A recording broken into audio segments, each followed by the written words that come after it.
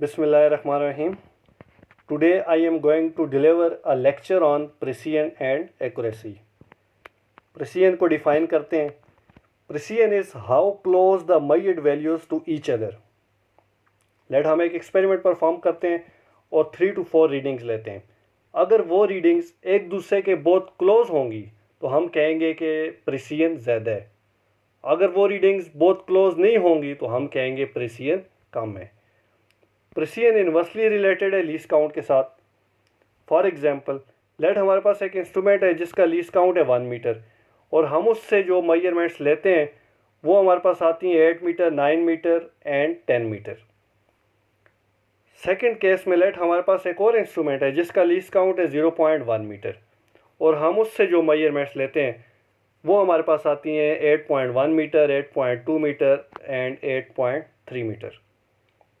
अब second case में अगर हम देखें तो वैल्यूज़ 8.1, 8.2 एंड 8.3 एक दूसरे के मच क्लोज़र हैं as compare to first case जहाँ पे वैल्यूज़ आई हैं 8 मीटर, 9 मीटर एंड 10 मीटर. तो सेकंड केस जहाँ पे लीस्ट काउंट कम था वहाँ पे वैल्यूज़ ज़्यादा क्लोज आई हैं, वहाँ पे जो रिज़ल्ट्स आए हैं वो ज़्यादा एक दूसरे के क्लोज आए हैं. तो हम ये कह सकते हैं सेकंड केस में जहाँ पे लीस्ट काउंट कम था वहाँ पे वैल्यूज़ मोर प्रिसाइज हैं और फर्स्ट केस जहाँ पे लीस्ट काउंट ज़्यादा था वहाँ पे वैल्यूज़ लेस प्रिसाइज हैं. एक्यूरेसी को डिफाइन करते हैं. Accuracy is how close the measured value with accurate value. For example, let हमारे पास actual value of G on earth up to 1 decimal place कितनी है 9.8 मीटर पर सेकेंड स्क्वायर. लेट हम किसी भी मेथड से जी की वैल्यू फाइंड करते हैं और वो वैल्यू आती है 9.7 मीटर पर सेकेंड स्क्वायर. सेकेंड टाइम हम अगेन उसको मेजर करते हैं और वो हमारे पास आती है 9.6 मीटर पर सेकेंड स्क्वायर. अब अगर देखा जाए 9.7 मीटर पर सेकेंड स्क्वायर एक्चुअल वैल्यू के ज़्यादा करीब है एज़ कम्पेयर टू 9.6 मीटर पर सेकेंड स्क्वायर. तो हम ये कह सकते हैं 9.7 meter per second square is more accurate than 9.6 meter per second square. Accuracy inversely related होती है फ्रैक्शनल एरर या फिर जिसका दूसरा नाम है रिलेटिव एरर. फ्रैक्शनल एरर या रिलेटिव एरर क्या होता है, हमारा नेक्स्ट टॉपिक आएगा अनसर्टेनिटी, वहाँ पे भी हम इसको पढ़ेंगे. लेकिन यहाँ पे अगर हम फ्रैक्शनल एरर या फ्रैक्शनल एरर या रिलेटिव एरर को डिफाइन करना चाहें, फ्रैक्शनल एरर क्या है? Fractional error is equal to least count of the instrument divided by measured value. Let हमारे पास एक इंस्ट्रूमेंट है जिससे हम कोई भी वैल्यू मेजर करने जा रहे हैं, उसका जो लीस्ट काउंट होगा डिवाइडेड बाय वो जो वैल्यू मेजर की होगी, तो ये हमारे पास आ जाएगा फ्रैक्शनल एरर. फ्रैक्शनल एरर को या रिलेटिव एरर को हम इस तरह भी डिफाइन कर सकते हैं. Fractional error is equal to mean absolute error divided by mean value. Let हम कोई एक्सपेरिमेंट परफॉर्म कर रहे हैं जहाँ पे लीस्ट काउंट का कॉन्सेप्ट नहीं आ रहा. लेट हम time period of simple pendulum measure कर रहे हैं और वो हम कैसे मेजर कर रहे हैं, सिंपल पेंडुलम को हम वाइब्रेट करवा रहे हैं और नंबर ऑफ़ वाइब्रेशंस के लिए टाइम नोट कर रहे हैं. उस केस में फ्रैक्शनल एरर को या रिलेटिव एरर को हम किस तरह डिफाइन करेंगे? Fractional error is equal to mean absolute error divided by mean value.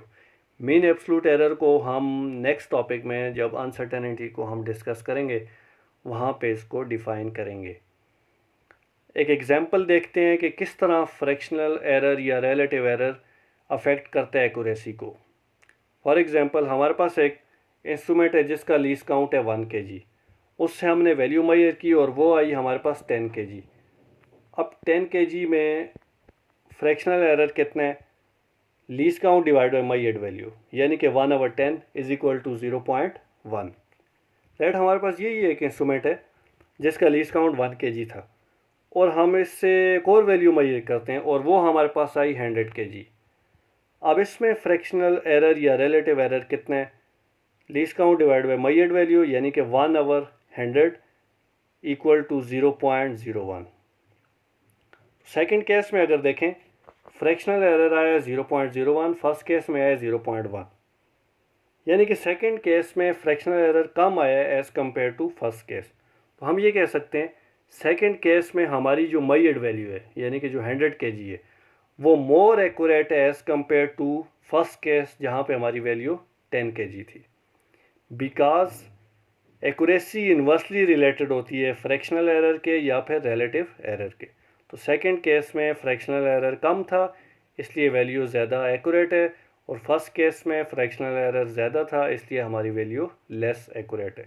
तो यहाँ पे ये पॉइंट याद रखना है कि सेम हमारे पास मेजरिंग इंस्ट्रूमेंट था, उससे दो डिफरेंट रीडिंग्स ली हैं तो उनकी एक्यूरेसी डिफरेंट होगी, एक की दूसरे से कम भी हो सकती है और ज़्यादा भी हो सकती है।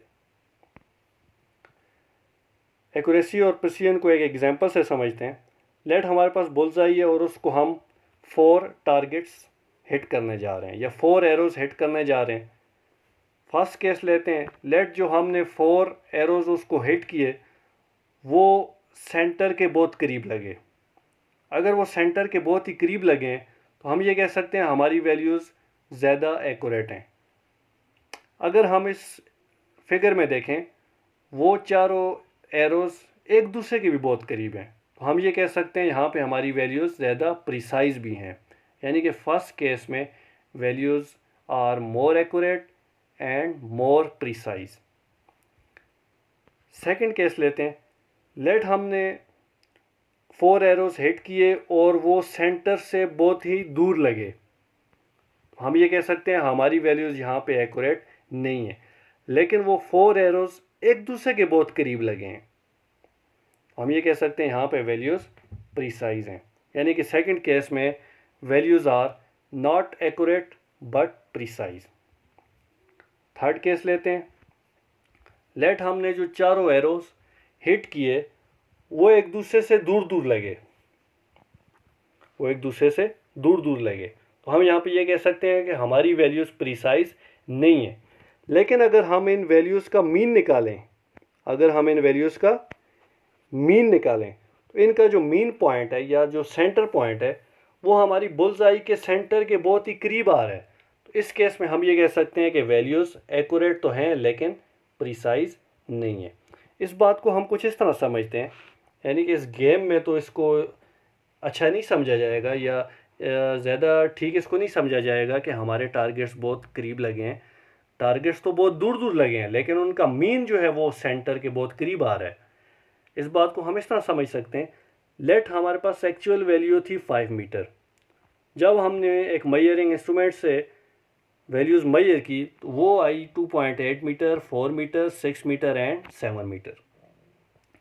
अब ये जो 4 वैल्यूज़ आई हैं ये एक दूसरे से दूर दूर हैं, लेकिन जब हमने इनका मीन निकाला तो मीन हमारे पास आ रहा था 4.95 मीटर। अब मीन वैल्यू एक्चुअल वैल्यू के बहुत ही करीब आ रही है, यानी कि यहाँ पे जो हमारे रिजल्ट्स आए हैं वो ज़्यादा एक्यूरेट हैं, यानी कि 4.95 मच एक्यूरेट है, यानी कि मेजर्ड वैल्यू बहुत ही क्लोज़र एक्चुअल वैल्यू के, तो इसलिए 4.95 मीटर एक्यूरेट वैल्यू है। तो इसी तरह थर्ड केस में भी जो हमारे 4 एरोज़ हमने हिट किए हैं वो एक दूसरे से तो बहुत दूर लगे हैं, लेकिन उनका जो मीन निकालें तो वो सेंटर के बहुत करीब आ रहा है। तो इस केस में हम कह सकते हैं एक्यूरेट तो हैं लेकिन प्रिसाइज नहीं है। फोर्थ केस देखते हैं, लेट हमने जो 4 एरोज़ हिट किए वो कुछ इस तरह लगे जैसे ये फोर्थ फिगर में शो हुए हैं।